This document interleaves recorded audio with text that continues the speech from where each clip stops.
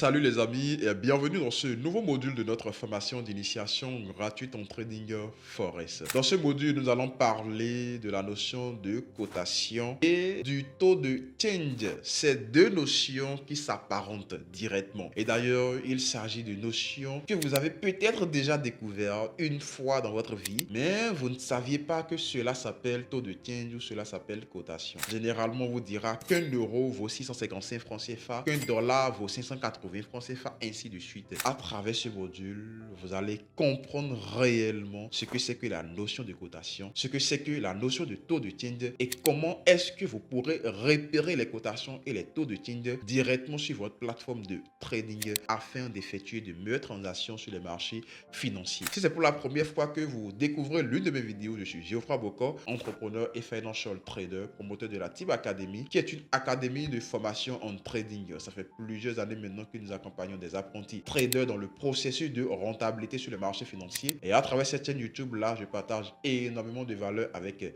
ma communauté. Et actuellement même, je suis en train d'offrir une formation d'initiation totalement gratuite en trading forex. Là, vous êtes en train de suivre l'un des modules de cette formation. Pour ceux qui désirent reprendre la formation dès le début, vous avez tous les modules qui se trouvent dans la playlist formation gratuite directement sur ma chaîne YouTube. Et si vous ne voulez plus rater les prochains modules, abonnez-vous, activez la cloche de notification. Et si vous appréciez ce bénévolat qui s'effectue, lâchez un gros pouce bleu et laissez un petit commentaire, ça fait toujours plaisir. Je donne rendez-vous directement sur mon ordinateur afin de développer ce module sur la notion de cotation et du taux de change.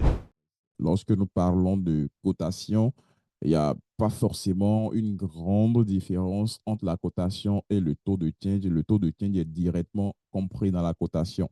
Donc, on peut manipuler les deux expressions sans pour autant se prendre la tête pour ne pas vraiment aller au fond de l'explication. C'est quoi taux de change, c'est quoi cotation. Les deux sont toujours dans le même champ lexical, donc on peut les manipuler sans pour autant se faire de soucis. Dans le taux de change d'une paire de devises, je vais expliquer le taux de change pour revenir à la cotation. Le taux de change d'une paire de devises, c'est tout simplement le prix d'une devise en termes d'une autre. Beaucoup plus concrètement, si je remets un euro, combien de francs CFA est-ce que je peux prendre? C'est-à-dire le prix auquel j'échange une devise contre une autre. Si par exemple, j'ai du franc CFA que je dois aller échanger pour prendre des euros, pour combien de francs CFA est-ce qu'on va me donner un euro?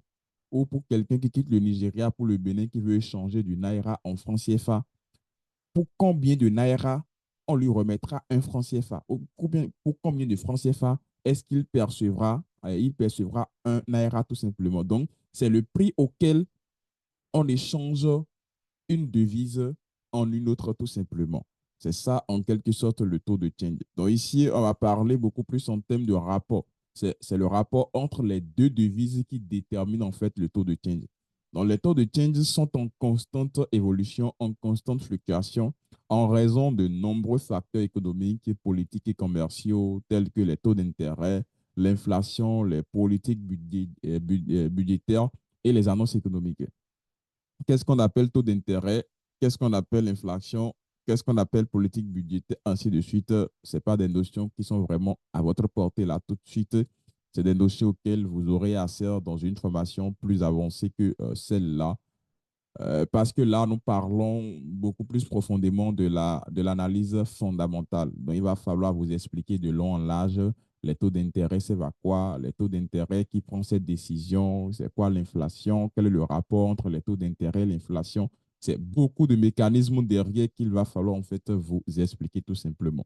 Donc là, nous allons partir sur une explication assez basique. Quand on parle de taux de change, on va simuler le taux de change directement, disons par exemple l'euro et le franc CFA, parce que le franc CFA est directement arrimé à l'euro. Donc, c'est comme si vous alliez par exemple sur Internet, c'est comme si vous alliez sur Google, on va aller sur Google rapidement. C'est comme si vous venez sur Google et dans la barre de recherche, vous tapez par exemple euro en franc CFA. Ouais, déjà, ça nous propose ça ici. Donc, on peut taper euro en franc CFA et on va voir le résultat. Donc là, on voit clairement que Internet nous affiche un euro qui est égal ici à 656,35 francs CFA. Et figurez-vous que je peux revenir dans 2 heures de temps, et bien ce ne sera plus le même prix. Pourquoi? Parce que c'est en constante fluctuation. C'est vrai que l'euro par rapport au franc CFA ça ne subit pas une grande variation parce qu'il y a un système financier qui est derrière qui permet de stabiliser le franc CFA vis-à-vis de l'euro. En fait, l'euro, c'est pas, le franc CFA, c'est pas vraiment une monnaie de spéculation, une monnaie liquide. Non, non, non, non. Le franc CFA est directement arrimé à l'euro. Donc, le franc CFA va subir une certaine stabilité. Il n'y aura pas vraiment de fluctuation au niveau du franc CFA. Et voilà d'ailleurs pourquoi beaucoup de personnes, en fait, déclinent le fait que on utilise le franc CFA jusqu'à aujourd'hui, qu'on n'a pas notre propre monnaie et tout. C'est pour des raisons vraiment fondamentales. On ne peut pas spéculer, en fait, sur le franc CFA. Ce n'est pas comme le Naira, par exemple. Donc, le franc CFA va rester plus ou moins stable parce qu'il est directement arrimé à l'euro, qui est quand même une économie aussi forte. Donc voilà un peu ici directement, 656,35, c'est le taux de change. Donc si je remets 1 euro, je vais percevoir 656 francs CFA. Ou si je remets 656 francs CFA, on va me retourner 1 euro. Donc en fonction de combien d'euros je vais acheter, je saurai combien de francs CFA je vais percevoir. Donc par exemple, si je gagne, si j'ai un oncle en France qui m'envoie 10 euros et que je retire 10 euros, et ben, je sais que au niveau du guichet, je vais devoir percevoir 6 563,50. C'est vrai qu'il y aura certains frais de convertibilité qui seront prélevés et tout, mais directement, c'est ce que vous devrez normalement recevoir. Et qu'est-ce qui nous permet de faire ce calcul? C'est tout simplement le taux de change. Maintenant, ici, en trading forex, on peut faire également la même chose pour l'euro-dollar, hein. On peut taper euro, par exemple, en dollars, euro en dollars américains, voilà, et on va voir ça directement qui s'affiche. Donc, 1 euro actuellement, ça fait 1,09 dollars. Je peux aller sur Internet pour vous montrer ça rapidement. 1 euro actuellement, ça fait 1, je dis Internet, sur la plateforme, ça fait 1,09 dollars. On va aller rapidement sur la plateforme MetaTrader pour vérifier.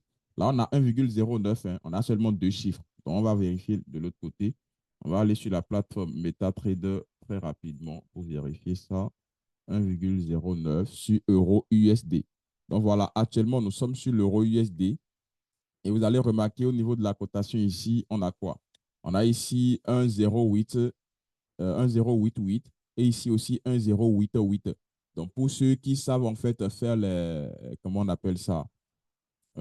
Arrondi en fait, voilà. On a 0,8 ici. Le troisième chiffre qui suit, c'est un chiffre qui dépasse 4. Donc, on peut arrondir la dizaine qui vient ici, ce qui nous donne 1,09 tout simplement. Et ici également, ça nous donnera 0,9 également. Mais il y a cette différence à ce niveau à cause de ce que j'appelle le spread. On appelle le spread, hein, ce n'est pas moi seul, je l'appelle comme ça. Le spread, c'est tout simplement la différence entre le prix, entre l'offre et la demande. Et c'est ce spread qui constitue la première forme de commission que les brokers vont percevoir sur vos différentes transactions.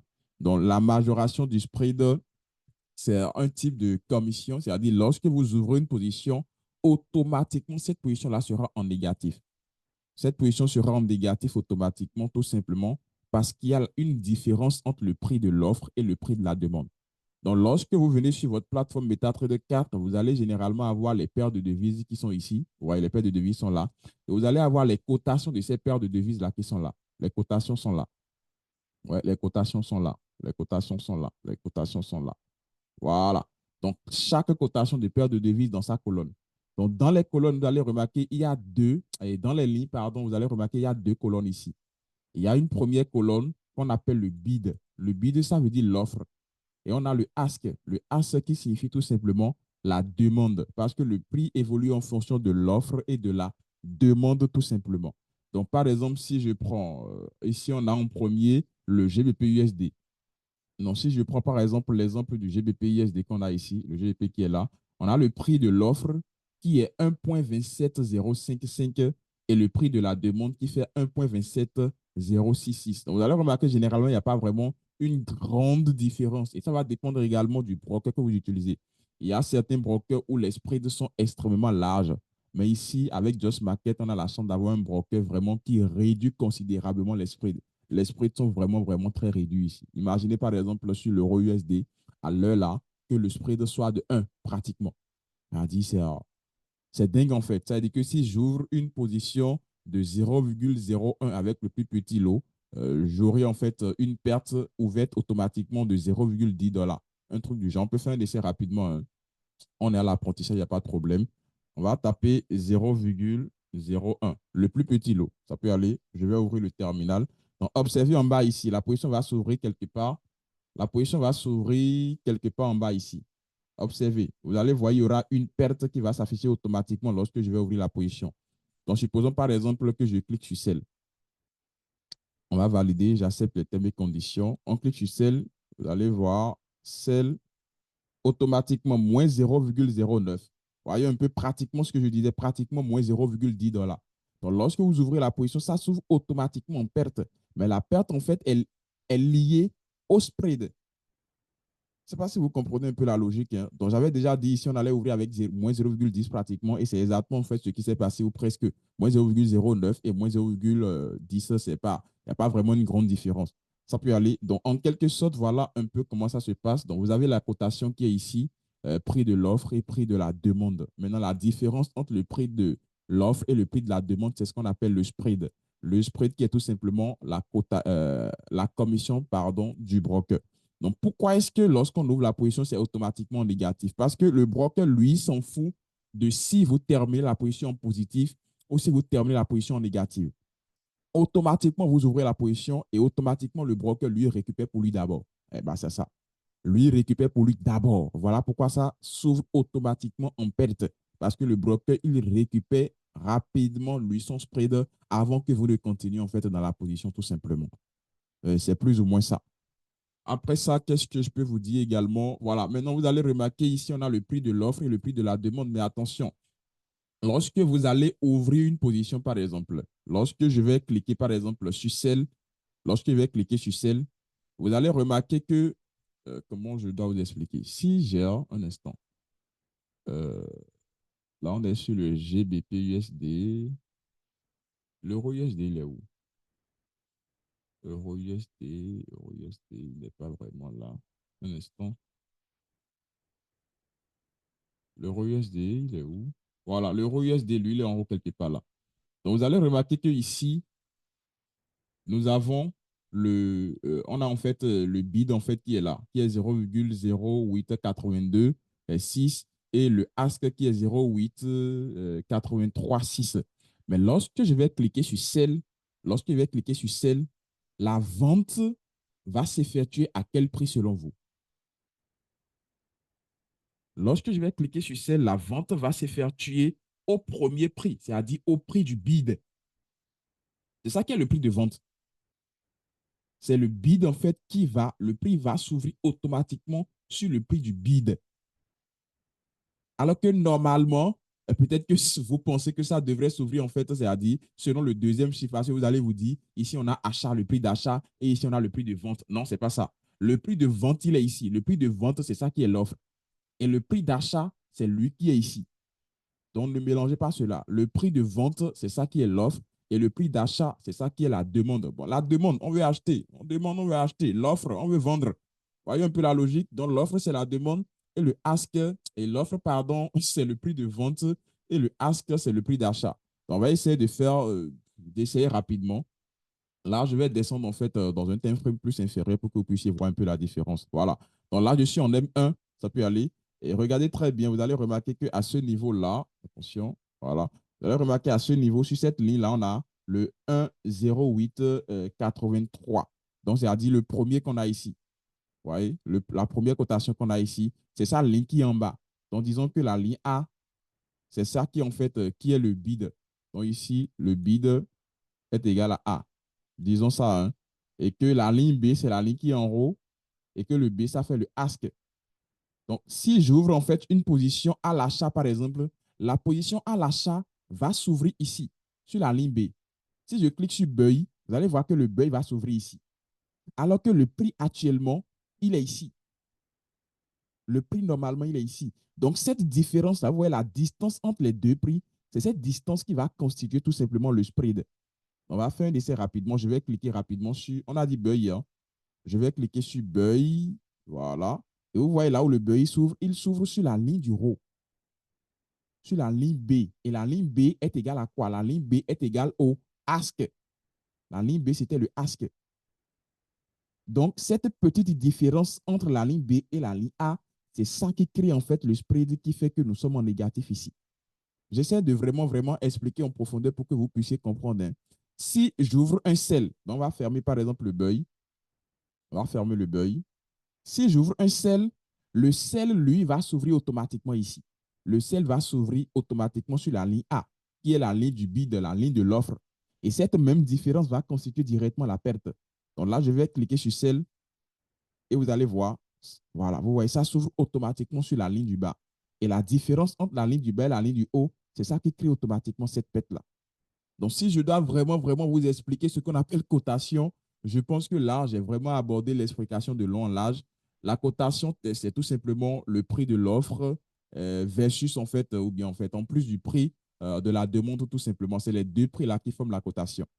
Maintenant, en plus de la cotation, il y a le taux de change même, en fait. Il y a le taux de change même. Donc, lorsque vous prenez une cotation, l'offre, en fait, c'est directement ça, le taux de change. Donc, on va passer rapidement. On va passer rapidement sur le truc là pour que vous puissiez mieux voir. Je vais repasser directement sur le slide pour mieux vous expliquer cette partie. Donc, lorsque vous avez une position, lorsque vous avez en fait comment dit-on, vous avez la cotation qui est comme ça, le prix de l'offre, le bid, c'est ça qui est automatiquement le taux de change. Donc, ce n'est pas les deux qui sont les taux de change. C'est-à-dire le bid et l'ask ne sont pas les taux de change. Le bid et le ask, c'est la cotation. Le taux de change, le voilà qui est ici. Lorsque vous allez taper sur Internet, 1 € est égal à combien de dollars actuellement? C'est exactement ce que ça va afficher. Donc, ça affiche en fait la première valeur. Ça affiche le bid, ça affiche l'offre. Ça n'affiche pas la demande. Donc, il y a ça aussi sur laquelle je devais attirer votre attention.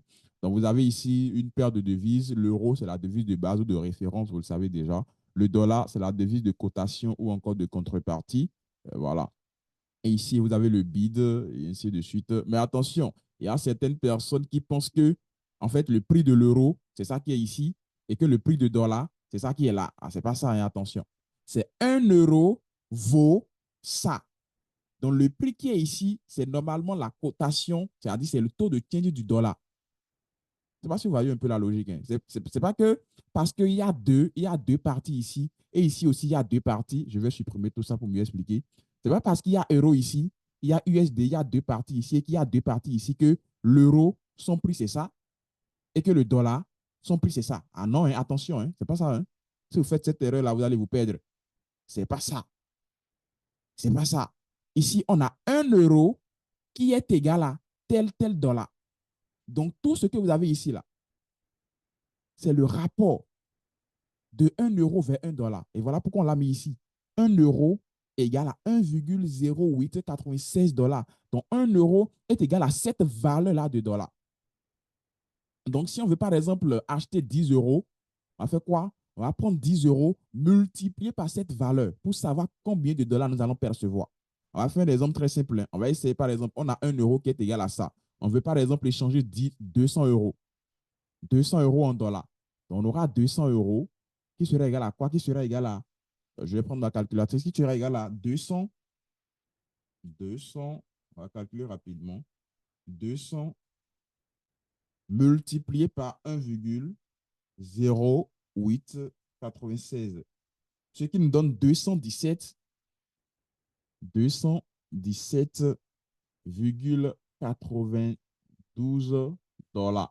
Donc, si 1 € est égal à 1,0896, alors 200 € sera égal à 217,92 $. Ouais, déjà la différence, il y a une différence de 17 $ par article, de 18 $.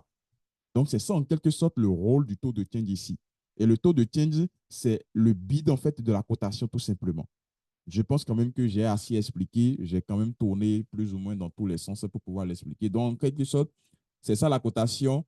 La cotation sur le marché, on va le dire, ou bien le taux de change sur le marché, c'est le prix auquel vous allez acheter une devise par rapport à une autre, ou une devise contre une autre, ou encore le prix auquel vous allez vendre une devise contre une autre. C'est ça en quelque sorte le taux de change ou encore la notion de cotation en trading. Alors les amis, ce sera tout pour ce module. Si jusque-là, vous n'êtes pas encore abonné à cette chaîne-là, je ne vois pas ce qui vous retient. Abonne-toi, active la cloche de notification afin de ne pas rater le prochain module de cours. Et si tu as apprécié les différentes explications que j'ai abordées dans ce module, je t'invite à liker la vidéo, à laisser un petit commentaire, ça fait toujours plaisir. Moi, je te donnerai rendez-vous dans le prochain module de cours dans lequel nous allons aborder la notion de pip on trading. D'ici là, porte-toi bien et à ciao.